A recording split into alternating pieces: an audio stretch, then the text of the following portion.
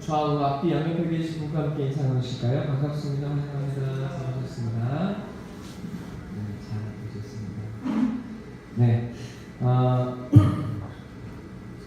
이번 주부터는 올해 주신 말씀을 따라서 하나님의 사랑을 찾아 나서는 시간을 갖도록 하겠습니다. 그 속에서 말씀 속에 감추어진 하나님의 사랑이 우리의 삶에 들려올 수 있게 되기를 간절히 소원하고 기도합니다.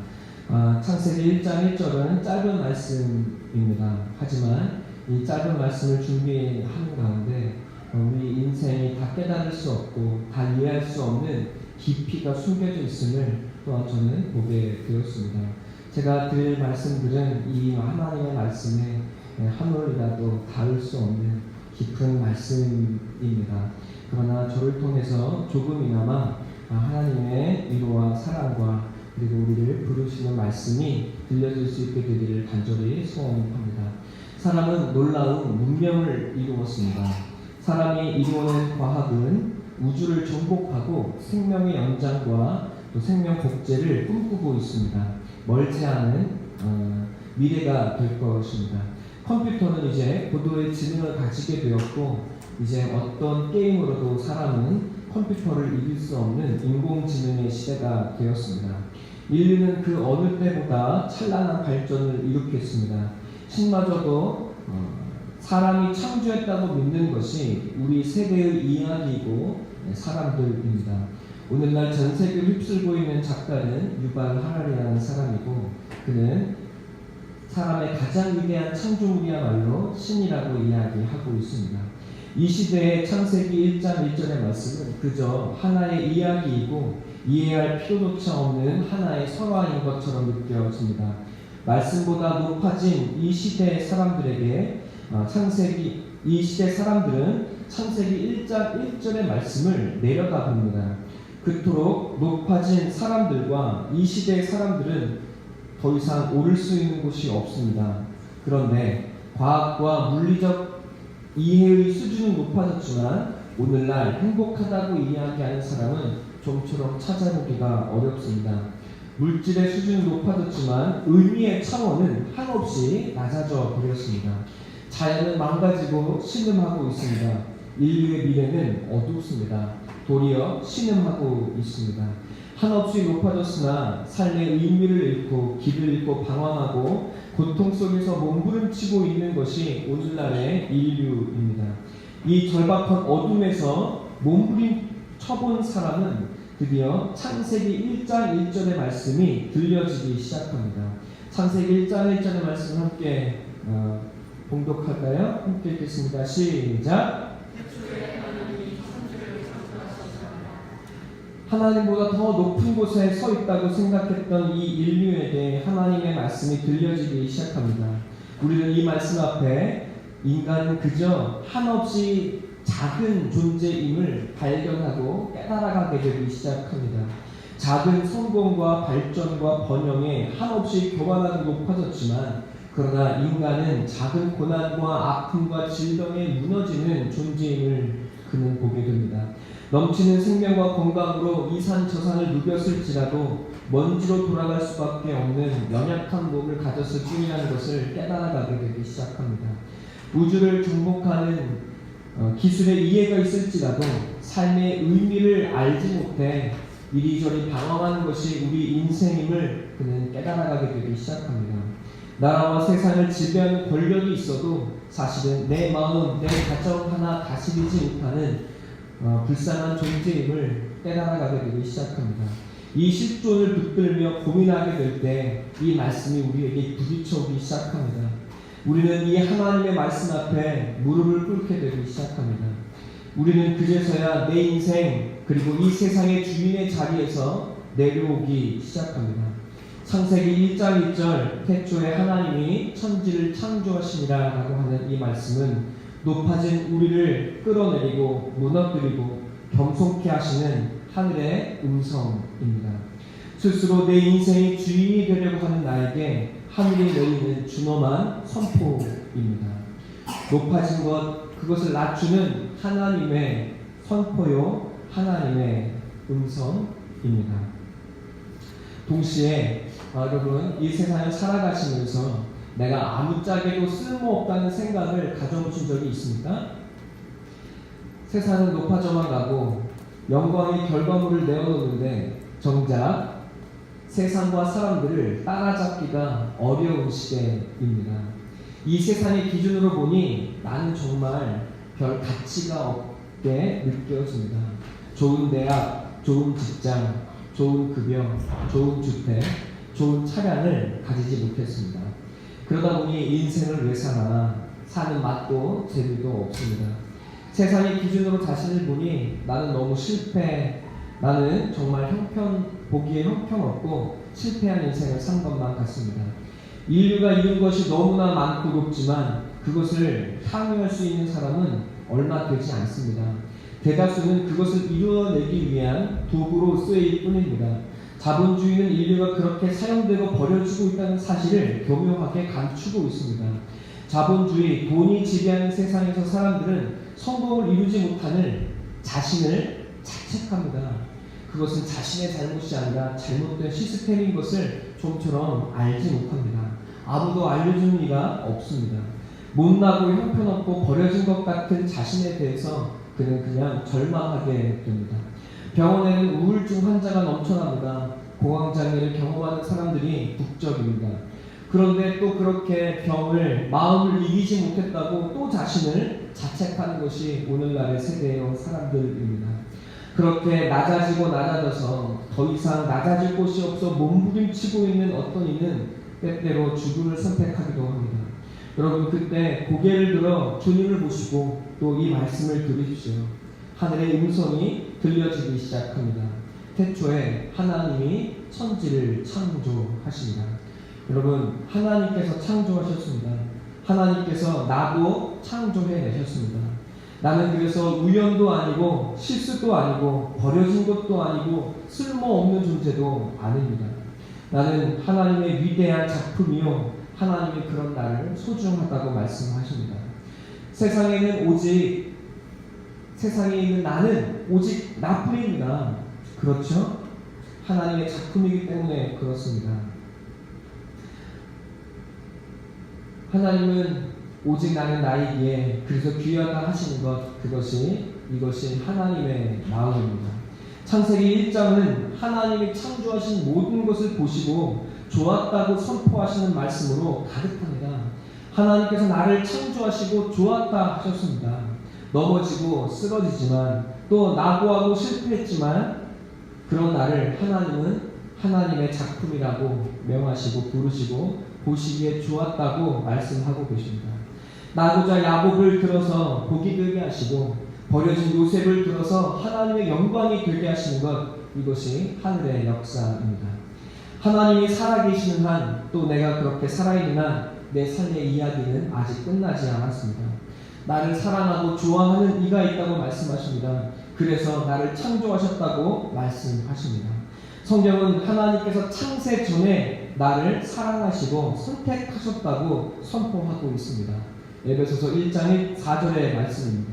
여러분 창세기 1장 1절의 말씀은, 이 하나님의 말씀은 쓰러지고 넘어지고 좌절한 우리를 일으켜 세우려 하시는 하나님의 사랑의 말씀입니다. 여러분 때때로 거울을 통해 나를 볼 때, 내 돌아온 삶을 지나가 볼 때, 여러분 돌이켜 볼 때 나도 나를 보기에 좋지 않을 때가 있습니다. 그리고 내가 스스로가 미울 때도 있고 한심해 보일 때도 있습니다. 그러나 하나님은 나를 창조하시고 나를 보시기에 좋았다 하십니다. 디모데전서 4장 4절은 이렇게 이야기합니다. 하나님이 창조하신 모든 것이 선하네 감사함으로 받으면 버릴 것이 없느니라.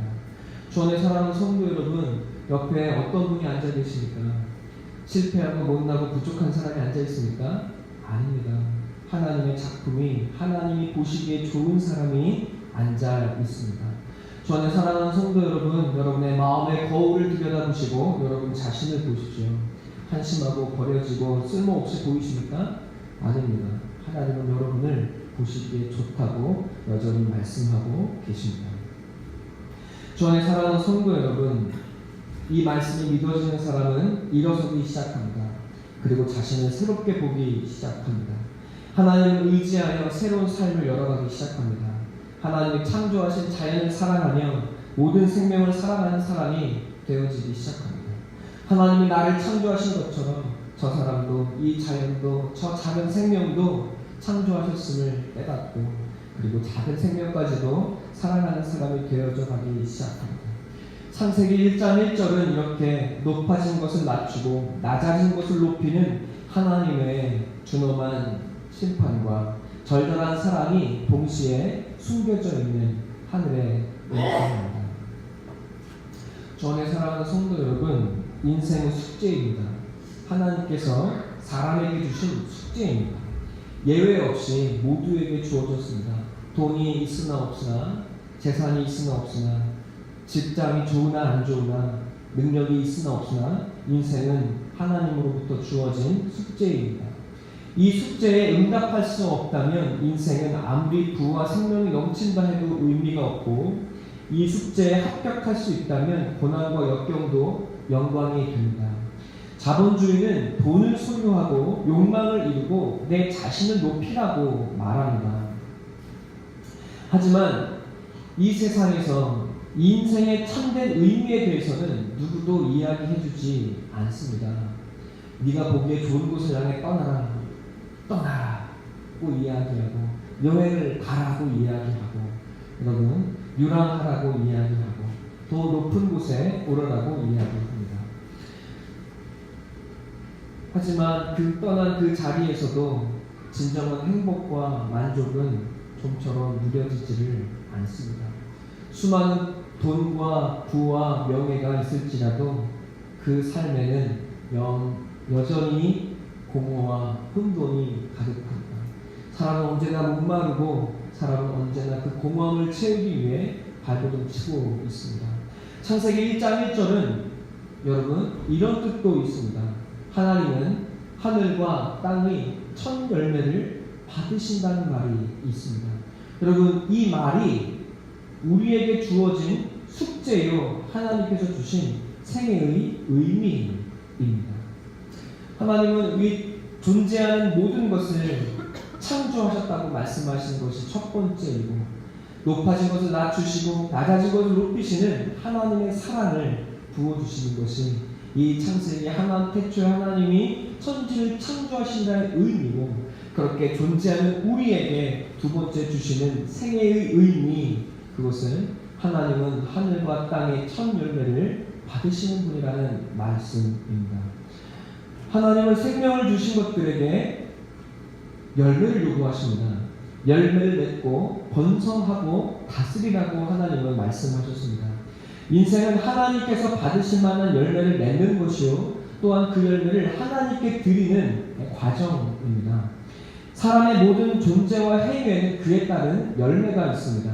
열매가 없는 인생은 마른 나무와 같고, 열매 없는 나무엔 생명이 깃들이지를 않습니다. 그래서 그 나무는 외롭습니다. 나쁜 열매를 맺는다면 그 존재는 재앙일 것이고, 여러분 가시나무는 그래서 많은 고통을 주게 됩니다. 열매가 풍성한 나무는 다른 생명을 살리고 후손을 번성케 하고 자신에게는 영광이 됩니다. 우리의 인생은 참다운 열매를 맺기 위한 과정입니다. 생명을 주신 하나님께 응답하는 우리의 책임이고, 동시에 우리를 영광스럽게 하려 하시는 하나님의 마음입니다. 하나님께서 생명 주신 사랑에 응답하여 사랑의 열매를 올려드리게 될 때 우리의 인생은 충만해지기 시작합니다. 인간은 알지 못하고 깨닫지 못하면서도 사실은 이 부르심에 따라 살아가며 실상 이 숙제에 응답하고 있습니다. 여름철에 태풍, 폭우와 가뭄, 그리고 온갖 고난을 이겨내고 가을에 결실을 맺기 위해 누구나 다 노력하고 달려가고 있습니다. 여러분, 우리는 열매 맺기 위해 나라고 하는 꽃을 떨어뜨리고 살아야 합니다. 인생은 돈을 많이 소유했느냐, 혹은 나라는 꽃을 얼마나 잘 피웠느냐의 싸움이 아닙니다. 꽃만 피우는 것이면 열매는 있을 수가 없습니다. 꽃이 피는 이유는 무엇입니까? 열매를 맺기 위함입니다. 오늘날 많은 이들은 꽃만 피우려고 합니다. 나라는 꽃이 질 때 아쉬워하고 슬퍼합니다. 하지만 인생의 참 결과는 그 열매에 있습니다. 인생에는 두 가지 시름이 있습니다. 어떤 열매를 맺고 있는가? 그리고 맺을 것인가? 이것을 하나님과 이웃에게 나눠줄 수 있을 것인가? 이 두 가지의 싸움을, 씨름을 우리 모두는 하고 있습니다. 여러분, 아무리 아름다운 꽃을 피웠다 할지라도 그 인생의 결국에 열매가 없다면 아무도 그를 부러워하지 않을 것입니다. 주 안에 사랑하는 성도 여러분, 그가 아무리 놀라운 열매를 맺었다 할지라도 그것이 하나님과 이웃에 아무 덕도 되지 않는다면 그것은 아무 쓸모가 없는 인생이 되어져 버리고 맙니다. 여러분, 그 인생은 언제나 외롭고 고통스럽고 그리고 부끄러움을 따름입니다. 여러분, 결국 우리는 하나님 앞에 서게 될 날이 올 것입니다. 하나님은 내 손의 열매를 받으실 것입니다. 여러분, 여러분의 손에는 하나님께서 받으실 만한 열매가 준비되어 있습니까? 이사야서 5장 1절로 2절의 말씀 함께 살펴볼까요? 이사야서 5장 1절로 2절의 말씀입니다.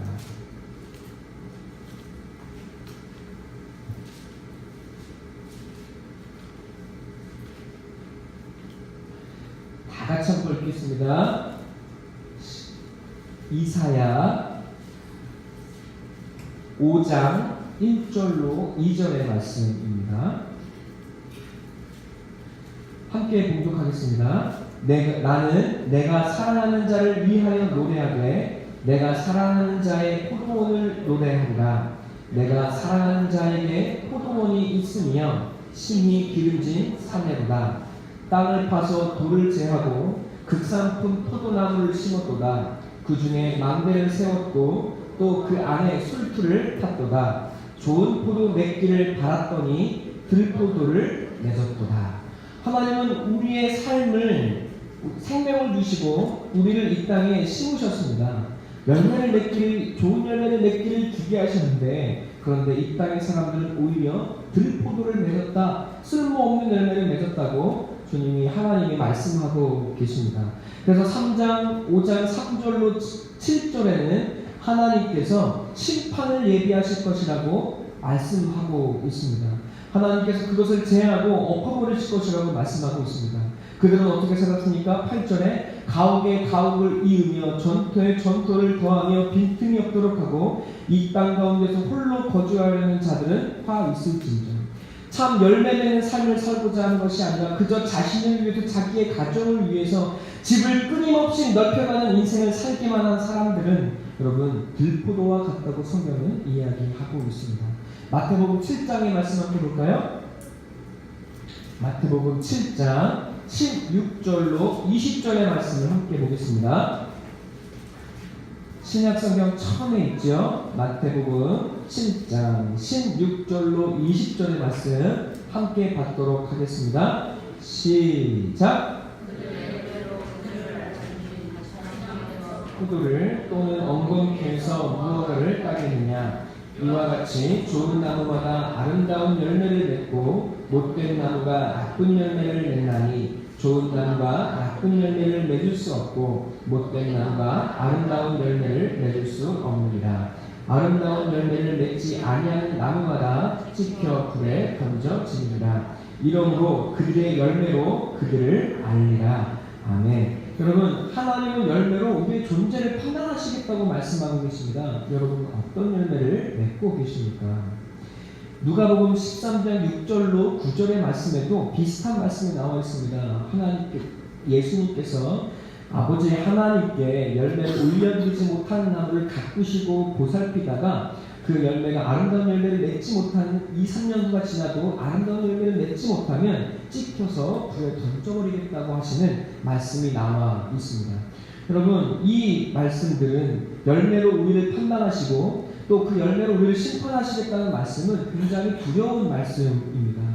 여러분, 내 삶에 갈라디아서 말씀하고 있는 사랑과 온유와 희락과 화평과 양선의 여러분의 삶의 열매로, 그래서 이웃들이 그리고 우리 교회와 가족들이 여러분 사랑의 열매를 먹고 마시고 안식을 취하고 있습니까? 아니면 내 마음에서 나오는 엉겅퀴와 가시로 찌르며 아파하며 안식 없이 달려가고 계십니까? 여러분, 이 말씀은 우리에게 굉장히 두려운 말씀으로 다가옵니다. 그래서 우리는 하나님께 항변하게 됩니다. 하나님, 내가 언제 생명 달라고 요구한 적 있습니까? 왜 열매 내놓으라고 나한테 닥달이십니까? 여러분, 우리는 어쩌면 이렇게 말할지도 모르겠습니다. 여러분, 하나님 마음은 그것이 아닙니다. 하나님은 우리가 하나님께 아름다운 열매를 맺을 수 있도록 모든 것을 다 예비해 주셨습니다. 가장 중요한 것은 아름다운 열매를 맺을 수 있는 생명입니다. 성경은 이 생명이 없으면 겉만 멀쩡한 쭉정이가 될 뿐이라고 이야기하고 있습니다. 하나님은 이미 이 생명을 우리 모두에게 주셨습니다. 여러분, 이 생명이 무엇입니까? 그것은 바로 자기 하나님의 생명보다 더 소중한 아들 예수를 우리에게 주셨다고 하나님은 말씀하고 계십니다. 로마서 11장은 이것을 이렇게 간단하게 표현합니다. 바울은 돌감람나무의 뿌리가 꺾여져서 예수라는 참 감람나무에 접붙여졌다고 성경은 이야기하고 있습니다. 주원의 사랑하는 성도 여러분, 우리가 이 땅에 꺾여져서 예수 그리스도에 접붙여지게 될 때, 여러분, 우리는 하나님의 생명을 받은 하나님의 열매를 맺는 주님의 나무가 되어준다고 바울은 표현하고 있습니다. 여러분, 하나님께 접붙여졌다는 이 예수께 접붙여졌다는 말씀은 무엇입니까? 하나님께서 우리를 위해 아들을 내어주셨다는 말씀입니다. 여러분, 또 우리가 자라갈 수 있도록 물과 양식을 주셨습니다. 시편 1편에서 시냇가에 심은 나무는 그 뿌리가 깊이 내리고 사시사철 많은 열매를 맺는다고 이야기하고 있습니다. 다윗은 그것을 하나님의 말씀이라고 표현합니다. 여러분, 우리 요한복음 15장 1절로 2절의 말씀을 함께 볼까요?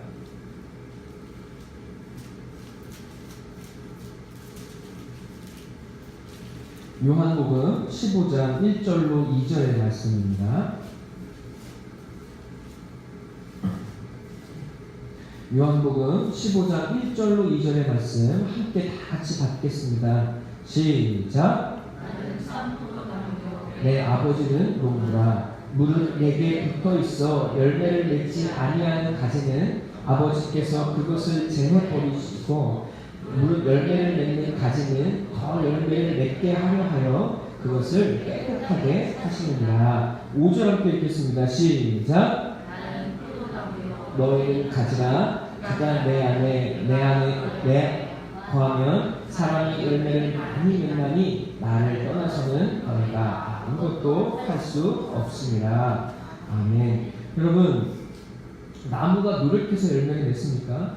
여러분, 나무는 자랄 뿐입니다. 그러나 그 생명이 있으면 나무는 자라나고 열매를 맺습니다. 하나님께서 우리로 열매를 맺게 하시기 위해서 아들의 생명을 이미 주셨습니다. 예수님의 십자가를 지고 나아갈 때 우리는 옛 나무에서 꺾여져서 새 나무에 접붙임을 받습니다. 예수님을 먹고 예수의 말씀을 마시고 또 예수를 의지할 때 우리의 인생에 새로운 열매가 맺히기 시작합니다.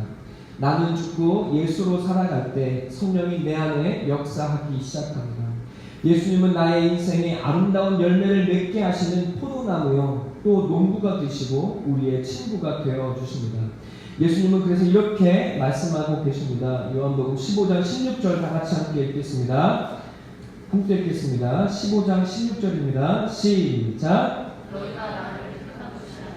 내가 너희를 택하여 세웠나니 이는 너희로 가서 열매를 맺게 하고 또 너희 열매가 항상 있게 하여 내 이름으로 아버지께 무엇을 구하든지 다 받게 하려 합니다. 아멘. 하나님은 불가능하고 어려운 일을 우리에게 요구하시지를 않습니다. 열매를 받기 위해서 하나님은 열매를 맺을 수 있는 생명과 능력을 이미 다 우리에게 다 부어 주셨습니다. 그것이 무엇입니까? 바로 우리의 생명이신 주 예수 그리스도입니다. 그가 내 안에 살아가게 될 때 우리는 새로운 인생을 경험하게 되기 시작합니다. 모든 인생은 열매를 맺기 위해 분투하고 있습니다. 그런데 그게 마음처럼 되지를 않습니다. 그제서야 사람들은 하늘을 의지합니다. 생명을 주신 생명이신 주님을 찾기 시작합니다. 숱한 고난에야 자신의 힘으로는 열매 맺을 수 없음을 깨닫습니다. 도리어 주의 열매를 풍성히 맺고 나서야 그 열매를 맺을 수 없는 진정한 자신을 보게 됩니다. 인생이 고단하고 지칠 때 홀로 도무지 열매를 맺을 수 없을 때 사람들은 그제서야 하나님을 찾습니다. 그러나 그것이 진정 주님이 원하시고 기뻐하시는 일입니다. 하나님이 일하시기 시작합니다. 생명이 우리 안에 역사하기 시작합니다. 열매 맺기 위해 하나님의 생명인 예수를 받고 또 그 안에 우리를 맡기게 될 때 생명은 우리 안에서 역사하기 시작합니다. 생명이신 주님이 내 안에서 나를 통해 열매를 맺어가기 시작합니다. 열매를 받으시기 위해 하나님은 자신의 아들을 먼저 주고 시작하십니다. 그 사람, 그 아들 받지 못하면 우리의 삶에는 도무지 하나님께 드릴 만한 열매를 맺을 수가 없다고 주님이 이야기하십니다. 열매를 내놓으라는 무리한 요구가 아닙니다. 먼저 내 아들 내어준 그 사랑을 깨닫기를 원하시는 것, 그것이 하나님의 마음입니다. 여러분, 이 숙제는 우리를 그리고 여러분을 떨어뜨리기 위한 시험이 아닙니다. 더 높은 곳에 이르고 하늘의 복을 받게 하시는 하늘의 시험이요 훈련입니다. 주 안에 사랑하는 성도 여러분, 사람들은 예수 천국 불신 지옥이라고 너무 쉽게 말합니다. 너무나 쉽고 간단한 교리인데 그러나 이 말은 너무나 폭력적입니다. 하나님의 사랑이 도무지 전해질 수가 없습니다. 우리의 삶에 풍성한 열매를 맺는 영광을 주시기 위해 자신의 아들까지 내어주신 하나님의 사랑입니다. 하나님은 우리를 심판하기 위해서 아들을 주신 것이 아닙니다. 우리를 구원하시고 허무한 우리 삶에 공허한 내 마음에 열매를 주시기 위해 아들을 주시고 생명을 주십니다. 그 아들을 얻고 그 안에 숨겨진 사랑을 깨닫고 누리는 사람은 여러분 새롭게 살아나기 시작합니다. 사랑의 열매를 가득 맺는 삶을 살기 시작합니다. 고난과 역경을 이기고 사랑의 열매를 맺게 됩니다. 우리의 인생은 너무나 고단합니다. 그러나 그 고단함 속에 우리가 주님의 이름을 부르고 이 성전 앞에 나와 주님을 구했다면 주님은 우리를 구원하실 것입니다. 그리고 열매 맺게 하실 것입니다. 그 열매로 하나님께 나아갈 때 이 고단함조차 우리의 영광이 되어질 것입니다. 그리고 하나님을 향한 우리의 충성의 열매가 될 것입니다. 하나님이 주신 영원한 생명에 합격했음을 선포할 날이 오게 될 것입니다. 우리로 의의 열매를 맺게 하실 예수님을 얻으십시오. 이것이 우리 인생의 가장 큰 복입니다. 이제 우리 모두가 하늘의 열매를 맺는, 그리고 그 예수의 생명을 우리 안에 모시는, 그리고 그 하늘의 하나님 예수 그리스도와 함께 동행하는 2019년이 되기를 간절히 소원하고 축원합니다. 함께 잠시 기도하도록 하겠습니다.